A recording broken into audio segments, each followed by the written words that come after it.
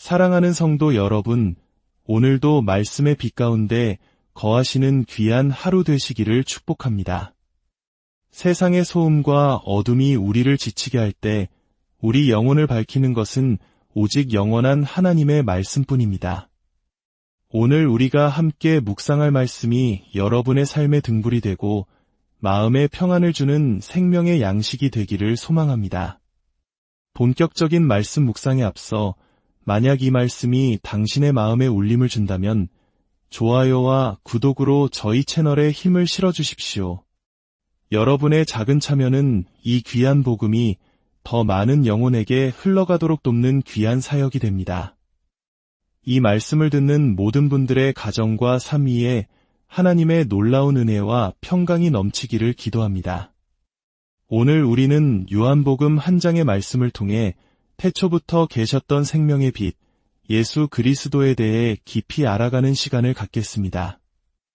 요한복음 한 장 1절은 세 부분으로 나뉘어져 있으며 각 구절은 엄청난 진리를 담고 있습니다. 첫 번째 구절은 이렇게 선포합니다. 태초에 말씀이 계시니라. 여기서 태초는 단순히 시간의 시작을 의미하는 것을 넘어섭니다. 세상의 모든 피조물이 존재하기 이전 그 어떤 것도 형태를 갖추기 전에 영원한 시간을 의미합니다. 그 영원 속에서 말씀, 즉 로고스이신 예수 그리스도께서 항상 존재하셨다는 장엄한 선포입니다. 그분은 시작점이 없는 분이시며 영원 그 자체이십니다. 두 번째 구절은 이 말씀이 하나님과 함께 계셨으니 라고 말합니다. 이는 말씀이신 예수님께서 성부 하나님과 인격적으로 구별되는 독립된 존재이심을 보여줍니다. 함께 계셨다는 원어의 의미는 얼굴을 마주하고 있었다는 뜻으로 이는 두 분 사이에 얼마나 친밀하고 깊은 교제가 있었는지를 암시합니다. 성부와 성자는 영원 전부터 사랑과 영광 속에서 하나 되어 교제하고 계셨습니다. 그리고 세 번째 구절은 가장 충격적인 선언을 합니다. 이 말씀은 곧 하나님이시니라. 예수님은 하나님과 구별되는 인격이시면서 동시에 본질에 있어서는 하나님과 완전히 동일하신 분, 즉 신성을 지니신 분이라는 것입니다. 성부 하나님과 동등한 권능과 영광을 가지신 분, 그분이 바로 예수 그리스도이십니다. 2절은 이 진리를 다시 한번 강조합니다. 그가 태초에 하나님과 함께 계셨고 이것은 우연히 나온 말이 아니라 아무리 강조해도 지나치지 않는 기독교 신앙의 핵심이기 때문입니다. 이 제3절로 넘어가면 그분의 정체성이 더욱 분명해집니다. 만물이 그로 말미암아 지은 바 되었으니 지은 것이 하나도 그가 없이는 된 것이 없느니라. 이 구절은 예수님께서 피조물이 아닌 창조주이심을 명백히 합니다. 하늘의 별과 은하수부터 땅의 작은 풀 한 포기까지 눈에 보이는 것과 보이지 않는 모든 것이 바로 말씀이신 예수 그리스도를 통해 존재하게 되었습니다. 이 표현은 어떠한 예외도 남기지 않는 완벽한 법률적 문장과도 같습니다. 그 어떤 것도 그분을 통하지 않고는 생겨날 수 없었습니다. 이는 그분 자신이 창조되지 않았다는 가장 강력한 증거입니다. 창조주가 어떻게 피조물일 수 있겠습니까? 이 제4절은 우리에게 더욱 가까이 다가옵니다. 그 안에 생명이 있었으니 이 생명은 사람들의 빛이라. 여기서 말하는 생명은 그저 육신이 숨쉬는 생물학적 생명을 의미하지 않습니다. 원어인 헬라어에서는 이 생명을 조에라고 부릅니다. 이것은 하나님의 생명, 영적인 생명, 영원한 생명을 의미합니다. 모든 생명의 근원이신 예수 그리스도, 그분의 인격 안에 바로 이 하나님의 생명이 영원부터 존재해왔다는 것입니다. 그리고 이 생명은 어둠 속에 있는 인간들을 비추는 빛이 되었습니다. 지난 시간에도 말씀드렸듯 여기서 사용된 동사의 시제는 과거부터 계속되어 온 행동을 나타냅니다. 즉, 그 생명은 과거 어느 순간부터 지금까지 그리고 앞으로도 영원히 인류를 비추는 빛으로 존재해왔다는 뜻입니다. 그런데 5절에서 분위기는 급격히 바뀝니다. 빛이 어둠에 비치되 어둠이 깨닫지 못하더라. 이 구절은 인류에게 어떤 비극적인 사건이 일어났음을 암시합니다.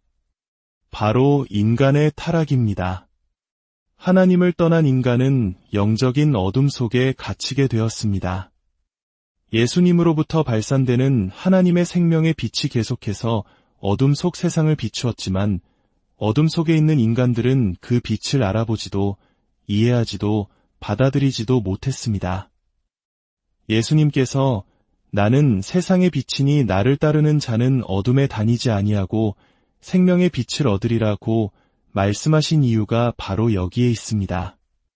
한때 아프리카는 어둠의 대륙이라고 불렸습니다. 왜 그랬을까요? 복음의 빛이 거에 비치지 않았기 때문입니다. 그렇다면 오늘날 가장 어두운 대륙은 어디일까요? 안타깝게도 한때 기독교의 중심지였던 유럽이라고 말하는 이들이 많습니다. 스스로 빛을 거부하고 내던져 버렸기 때문입니다.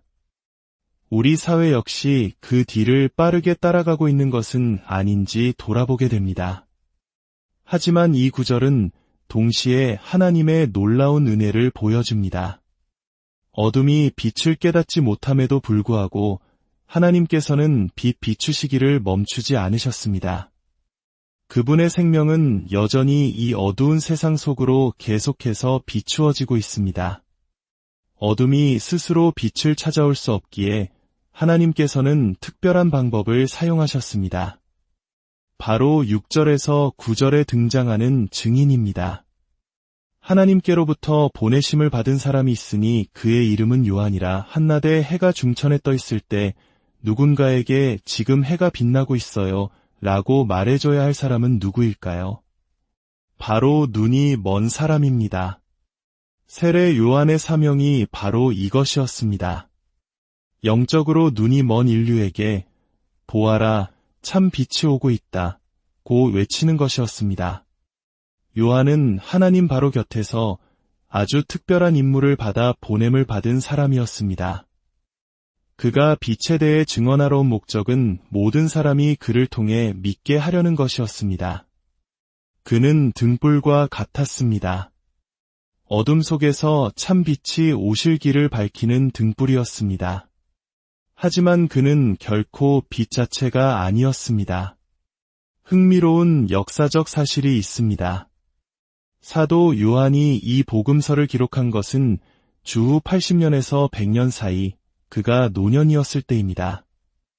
그런데 왜 수십 년이 지난 이 시점에도 세례 요한은 빛이 아니다 라고 굳이 설명해야 했을까요?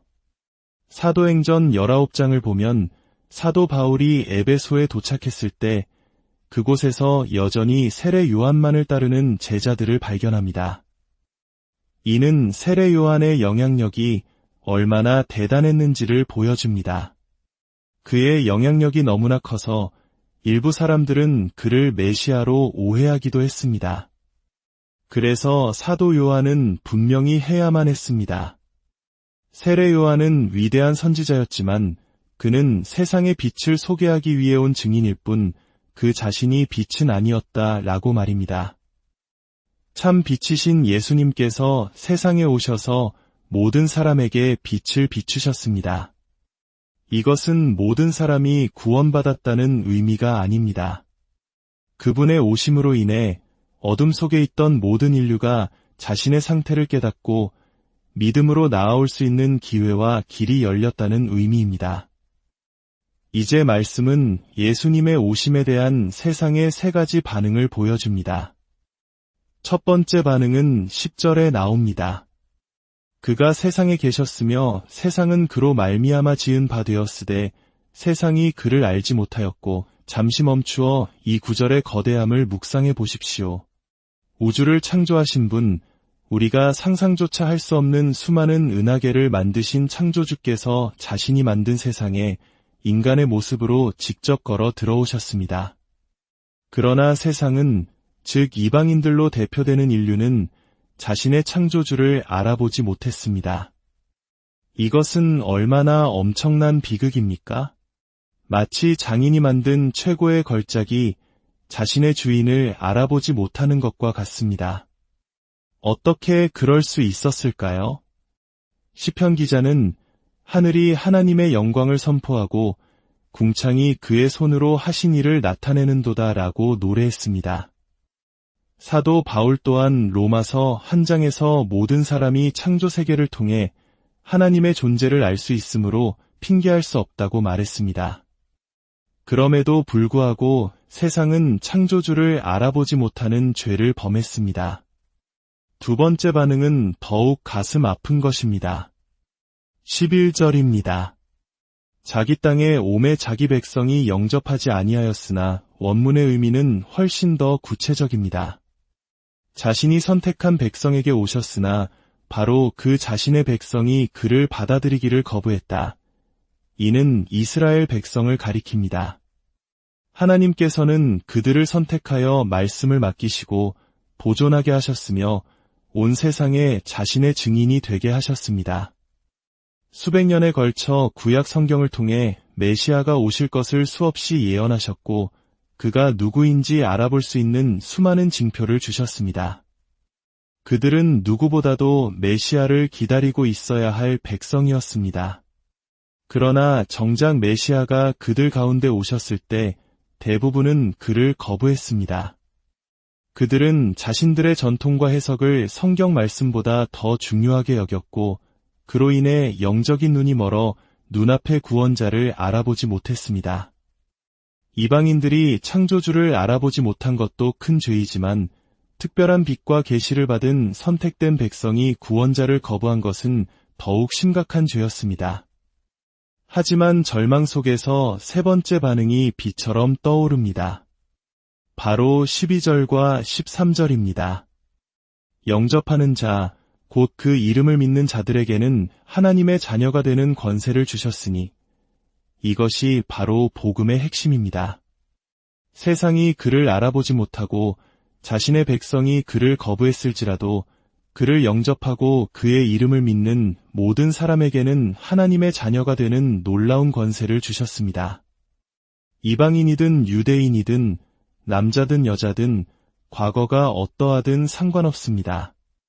누구든지 예수 그리스도를 자신의 구원자로 영접하는 그 한 사람에게 하나님은 자녀가 되는 권위와 특권을 부여하십니다.